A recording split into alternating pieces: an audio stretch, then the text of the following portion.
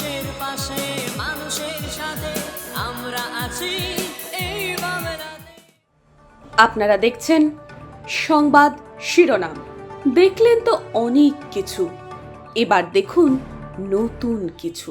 1962 সালে এশিয়ার মধ্যে বৃহত্তম টিবি হাসপাতাল তৈরি করেছিলেন ডক্টর বিধানচন্দ্র রায়। আজও তার নামে রয়েছে স্মৃতিসৌধ। ডক্টর বিধানচন্দ্র রায়ের আবক্ষ মূর্তির মাথায় এখনো টিনের শেড থাকলেও আজ ধ্বংসস্তূপে পরিণত হয়েছে হাসপাতালটি। ভরে গেছে ঝোপ জঙ্গলে, দেওয়ালের ইট খসে খসে পড়ছে, দরজা জানলার কাঠামো আজ পুরোটাই লুটপাট হয়ে গিয়েছে। একটা সময় এই টিবি হাসপাতালে মহিলাদের নিজে চিকিৎসা করতেন ডক্টর বিধানচন্দ্র রায়। হাসপাতালটি খুব সুনাম তৈরি করেছিল এশিয়ার মধ্যে।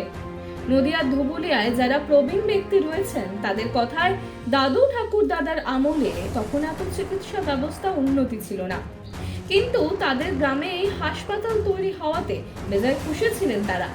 কিন্তু সময়ের পরিবর্তনে সব যেন ওলটপালট হয়ে যায়।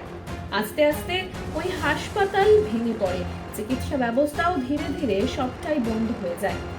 এরপর খসতে থাকে দেওয়ালের ইট, হাসপাতালের চারিপাশে পরিণত হয় জঙ্গলে। রাতের অন্ধকার নেমে আসলেই হাসপাতালের ভেতরেই শুরু হয় অসামাজিক কার্যকলাপ।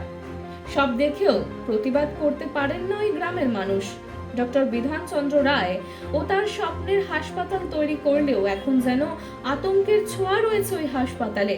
দিনের বেলাতেও যেতে ভয় পান গ্রামবাসীরা।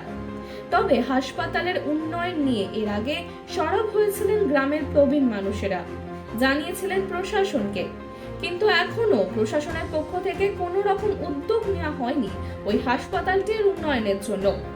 এই প্রসঙ্গেই প্রশাসনের একাধিক কর্তার সাথে যোগাযোগ করার চেষ্টা করলেও কোনো রকম ভাবে মুখ খুলতে নারাজ তারা। এখন গ্রামের প্রবীণ মানুষেরা চাইছেন ডক্টর বিধানচন্দ্র রায়ের হাতে তৈরি এই হাসপাতাল আবার নতুন নির্মাণে ফিরে আসুক। এটা তো বলাই বাহুল্য, মেডিকেল সায়েন্স অনেক উন্নতি করলেও সেই বিধানচন্দ্র রায়ের দক্ষতাকে এখনো ভক্তির সাথে সম্মান জানান স্বনামধন্য চিকিৎসকরাও। তাহলে কি তার তৈরি টিবি হাসপাতাল এভাবেই ধ্বংসস্তূপে পড়ে থাকবে, নাকি আবারও নতুন রূপে ফিরবে? এই প্রশ্নই ঘুরে বেড়াচ্ছে নদিয়ার ধুবুলিয়া গ্রামবাসীদের মধ্যে। এখানে তো খুবই ভালো জায়গা ছিল, খুব ভালো হসপিটাল ছিল। এখানে 1000 বেডের টিবি হসপিটাল ছিল। আমরা যেখানে দাঁড়িয়ে আছি বর্তমানে এটা 250 বেড ফ্যামিলি ওয়ার্ড ছিল। এখানে মেয়েদের হতো আর বাকিটা ওপাশে হতো। যাই হোক, এর মতো অবস্থায় এখন যে অবস্থা আছে খুবই খারাপ অবস্থা। এই হসপিটালের কোনো কিছু আর নেই। জানলা দরজা ভেঙে চুরে সবাই নিয়ে নিয়েছে অসামাজিক লোকেরা, এবং অসামাজিক কাজকর্ম চলছে।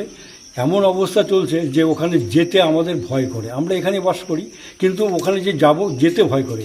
সমস্ত জঙ্গল হয়ে গেছে বিরাট বিরাট, এমন অবস্থা সাপ কোপে ভর্তি হয়েছে, ওখানে যেতে আমাদের পর্যন্ত ভয় করে। তা এর মতো অবস্থায় এইটার যদি কোনো উন্নতি হয় বা কোনো কিছু সরকার নজর দেয় তাহলে আমরা খুব উপকৃত হব। এর আগে তো মুখ্যমন্ত্রী এসে বলেছিলেন, তার কি পরিস্থিতি রয়েছে? মুখ্যমন্ত্রী এখানে বলেছিলেন যে এখানে মেডিকেল হাব হবে। আমরা অনেক আশা করেছিলাম যে এক মেডিকেল হাব হলে পরে অনেক লোকজন আসবে, আমাদের উপকার হবে, জায়গার উন্নতি হবে। কিন্তু কোথায়, সেটা তো সেইভাবেই পড়েই রয়েছে। এখনও পর্যন্ত কোনো রকম তার সুরাহা কিছু আমরা দেখতে পাচ্ছি না। তাই আমরা চাইছি যদি এখানে কোনো কিছু সরকার কিছু করে তাহলে পরে আমরা খুব উপকৃত হবো, ভালো থাকবো আমরা। আপনার নাম? আমার নাম শম্ভু দেবনাথ।